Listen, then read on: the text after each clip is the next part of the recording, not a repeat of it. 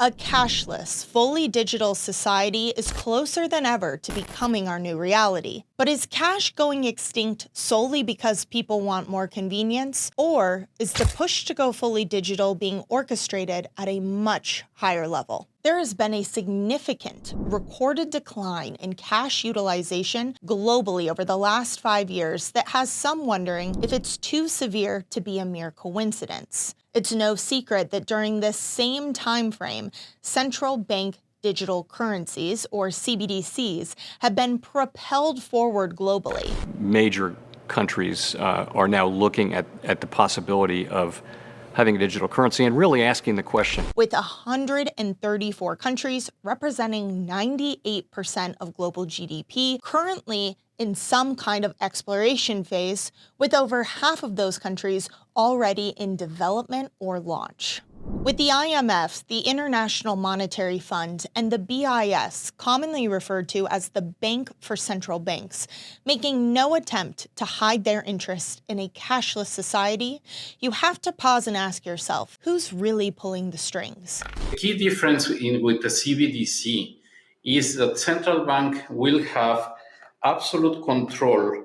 The United States has claimed that it will not support a CBDC launch. But how long will that promise really last? And while we wait for what feels like an inevitable rollout, is there already a quiet plan in place, propelling us forward towards the adoption of a digital programmable currency? And if so, who's really behind it? Who stands to benefit? And what does it mean for the rest of us? It might surprise you to find out that the first credit card was an American Express created in 1958. This is because credit and debit card utilization didn't really take off until the internet boom of the late 90s and early 2000s. During this time, banks quickly learned that there was a tremendous amount of profit to be made from cashless transactions. Digital payment fees amounting in the trillions created a new revenue stream for banks that resulted in a widespread push towards digital payments.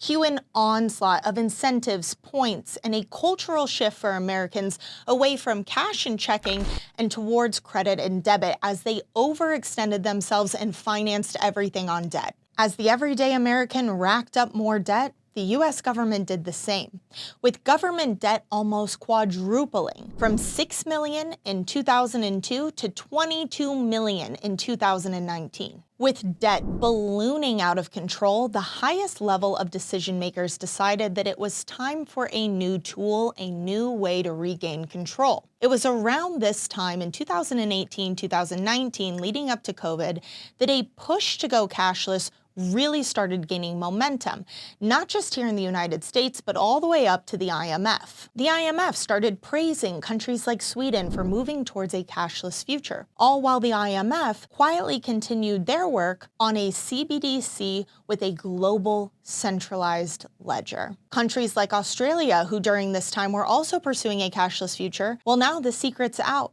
By 2030, Australia will officially be a cashless society.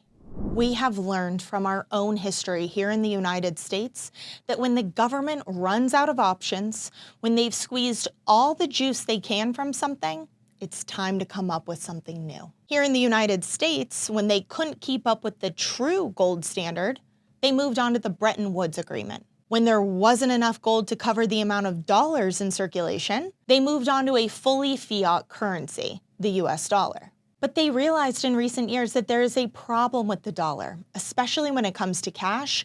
They can't control it. CBDCs provide an opportunity for complete and total control. What you spend, who you spend it with, how you spend it, when you spend it. Every transaction monitored and tracked and used against you however the powers that be see fit. If this is the future, if CBDCs are the ultimate goal, then the next logical stepping stone from where we are today is a cashless society. See, cash presents a problem for the government, not just in terms of individual control, but economic control as well. Have you ever heard the economic term zero lower bound?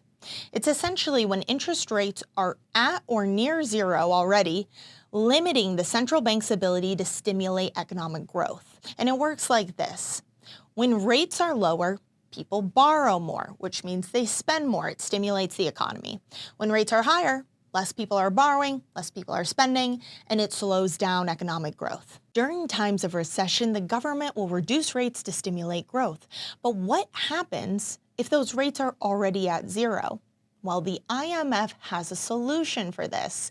You can probably guess what it is. Outlined in their document, the electronic money standard and the possibility of a zero inflation target, they propose that we should eliminate all cash because cash in your wallet can't have a negative interest rate. But if you eliminate all cash and have just a digital dollar or a CBDC, either one, you are able to create negative interest rates, which therefore would force people to spend and stimulate more economic activity. Trying to save up for a big purchase or make sure you're covered for a rainy day? Good luck, because every time that you don't spend your dollars, they're losing value.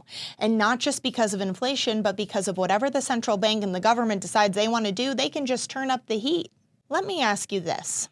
Do you think it's a coincidence that banks are quietly closing branches and consolidating locations across America? You might not even realize that in the last 3 years, over 5,000 bank branches have been closed. With every bank branch closure comes a loss of access to cash. And that's not all. In addition to these bank branches closing, in that same time period, we've also lost over 30,000 ATMs across the country. And in their place, reverse ATMs that offer cash to card solutions. Put in your cash, get a temporary card out, for a fee, of course. This coincides with businesses that are no longer accepting cash, the number of which keeps growing and doubled from 2020 to 2021 alone. This is a stark reminder that the only value cash has is a perceived, unspoken agreement of its value by all of us. If that sentiment were to change, there is no inherent value in the dollar. So what's next? Digital dollars, will those hold value? CBDCs? It goes to show that at any point in time, fiat currencies can have value or can lose value. In 1971, when President Nixon decided to de-link the dollar from gold, the American people weren't given a choice. There was no vote. They simply just had to accept the fact that the dollar wasn't linked to anything, it wasn't backed by anything, and hope that it maintained some kind of value. That announcement by Nixon is commonly referred to today as Nixon shock. But it wasn't a shock, not for those who were paying attention. The signs are always there. If in the 1960s, people had had the foresight to move out of the dollar and into something like gold, they would have gained significant wealth coming out the other side. Instead, they lost a ton of their purchasing power by holding on to dollar-denominated assets. Today, once again, we are fast approaching a crossroads, and people who are not paying attention to what's happening with the dollar will be left without any options, especially because they're doing all of this right under our nose. In July of 2023, FedNow, a Federal Reserve payment system, was launched. At the time of its launch, there were 35 participants. Now, exactly a year later, that list has quietly grown to over 700 participants, including banks such as JP Morgan and Wells Fargo.